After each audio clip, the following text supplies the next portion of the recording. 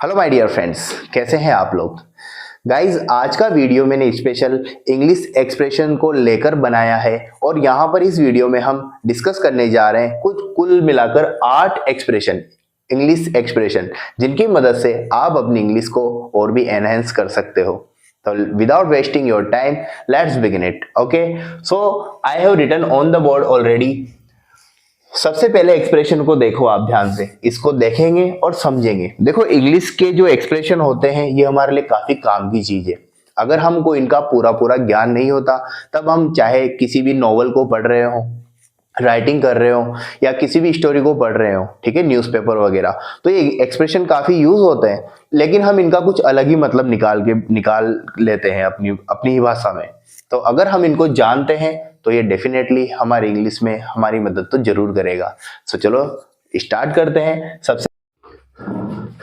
So today's first expression is cross that bridge when you will come to it. What does it mean? Okay, cross that bridge when you will come to it, क्या मतलब है इसका? देखिए guys, इसको थोड़ा समझना पड़ेगा आपको। कोई भी एक्सप्रेशन हो तो उसको लाइव एग्जांपल से आप समझे, अपनी लाइफ के किसी भी एग्जांपल से उसे कनेक्ट करके समझे, तो काफी मतलब आपको आसानी से याद रह जाता है। तो देखो क्या मतलब है cross that bridge when you will come to it. देखिए, समझिए, जैसे क्लास चल रही है, ये हमारे टीचर्स की लाइफ में तो काफी फ्रिक्वेंटली ये बात होती रहती है। ऐसी सिचुएशन को हम रोज फेस करते हैं। हम कोई भी टॉपिक डिस्कस कर रहे होते हैं क्लास में, और कोई भी बच्चा खड़ा होकर अपना क्वेश्चन कुछ अलग ही टॉपिक का, जो उस टॉपिक से रिलेट भी नहीं करता या बहुत आगे की बात पूछ लेता है, तब हम उसे कैसे सेटिस्फाई करते हैं कि बच्चा बैठो, उसे मना तो नहीं कर सकते कि नहीं यार मुझे नहीं आता, मैं तुझे नहीं बताऊंगा। उसे हम क्या बोलते हैं, यार अभी आप बैठिए और हम इस बात को बाद में डिस्कस करेंगे। तो इंग्लिश में इसको बोलने का तरीका क्या है? Cross that bridge when you will come to it. अगर मुझे उस बच्चे से ऐसा बोलना हो कि ये बात हम बाद में करेंगे, तो मैं यही तो बोलूंगा, we cross that bridge when we will come to it. Right? It is easy और not? Second one, don't put your all egg in one basket. समझिए क्या मतलब है हिंदी में? अगर इसका मतलब निकालूं मैं सीधा सीधा, तो ये कि सारे के सारे अंडे एक टोकरी में मत रखिए। एक टोकरी में अंडे रखेंगे तो क्या होगा? वो अंडे फूट जाएंगे एक दूसरे से टकरा कर ही। तो इंग्लिश में इस एक्सप्रेशन का असली मतलब क्या है? ऐसा है कि अपनी सारी की सारी मेहनत, अपनी सारी की सारी जमा राशि, जो आपके पास प्रॉपर्टी है या फिर आपके पास जो पैसा है, हमें कभी भी एक ही जगह इन्वेस्ट नहीं करना चाहिए। हमें सारी की सारी हमारी कैपेबिलिटी वो एक ही जगह नहीं लगानी चाहिए। हमारा सारा फ्यूचर को लेकर जितनी भी सारी प्लानिंग है, वो सिर्फ एक ही प्रोस्पेक्टिव के लिए नहीं होना चाहिए। Got it? हमारे पास हमेशा प्लान बी भी होना चाहिए, ठीक है? तो उसके लिए हम यूज करेंगे don't put your all egg in one basket. जैसे कि आजकल आप देख भी रहे हो मार्केट में, शेयर मार्केट ये काफी मतलब जोरों शोरों से चल रहा है अभी इंडिया में, ठीक है? सभी स्टॉक मार्केट वगैरह में काफी इन्वेस्ट कर रहे हैं। तो बहुत सारे बंदे क्या होते हैं कि एक ही स्टॉक के ऊपर अपना सारा पैसा लगा देते हैं। तब उसे हम ये सलाह देते हैं, don't put your all egg in one basket. Got it? समझ में आई ये बात आपको?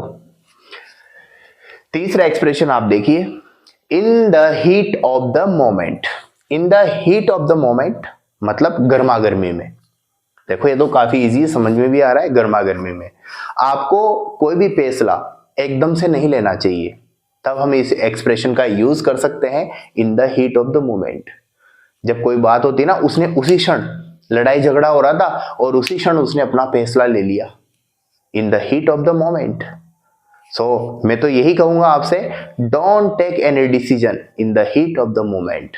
कोई भी फैसला आप गर्मा गर्मी में मत लीजिए। Easy. Next, keep something at bay. देखो, बहुत अच्छा सेंटेंस है, समझना पड़ेगा आपको। Keep something at bay. Keep something at bay का मतलब क्या होता है? जैसे अगर मान लो मैं ऐसे इसका अगर हिंदी निकालूं, कुछ रखना है हमें। बे का मतलब तो आई थिंक खाड़ी होता है ना, किनारा खाड़ी यही बोलते हैं। तो देखो, इसका मतलब यहां पर यह है कि कुछ हमारे लिए बचा के रखना। अब इसका उल्टा मतलब मत निकाल लीजिए आप। इसका मतलब है कुछ बचा के रखना ताकि वो बुरे वक्त में काम आए। Got it? तो उसके लिए हम यूज करेंगे expression keep something at bay. Alright, the next one, steal someone's thunder. Steal someone's thunder, ये बहुत ही गजब का एक्सप्रेशन है और इसको सुनने में आपको मजा भी आएगा। समझने की कोशिश करना, समझना है इसमें आपको। स्टील समवन थंडर, क्या मतलब है इसका? किसी की बिजली को चुरा लेना, थंडर को चुरा लेना? नहीं, देखो ऐसा बिल्कुल भी नहीं है। देखो क्या होता है ना, कभी कभी मेरे पास कोई बात होती है, मेरा कोई प्लान होता है और मैं अपने दोस्तों के साथ शेयर करना चाहता हूँ, तभी अचानक से मेरा कोई अन्य दोस्त वहां पर आ जाता है और वही सेम बात मेरे पहले बोल देता है। कोई ऐसी न्यूज़ थी मेरे पास, कोई ऐसा प्लान था, कोई सीक्रेट था जिसको मैं शेयर करना चाहता हूँ, लेकिन मैं शेयर करूँ उससे पहले ही मेरा अन्य मित्र आकर उसी सेम बात को बोल देता है। तब वो क्या करता है, मेरी सारी की सारी एक्साइटमेंट को खत्म कर देता है। मतलब जब आपकी एक्साइटमेंट को कोई खत्म कर दे तो उसके लिए हम यूज करेंगे स्टील समवन्स थंडर। ओके, ये समझने वाली बात है। नेक्स्ट, डच करेज, बहुत ही मजेदार है। डच करेज क्या मतलब हो सकता है, आप थोड़ा आइडिया लगाइए। डच क्रेज का मतलब क्या होता है? देखो क्रेज यूएस इंग्लिश में इसको क्रेज बोलते हैं, जबकि यूके इंग्लिश में इसको बोलते हैं करीज। करीज, इसका राइट प्रोनाउंसिएशन होगा करीज।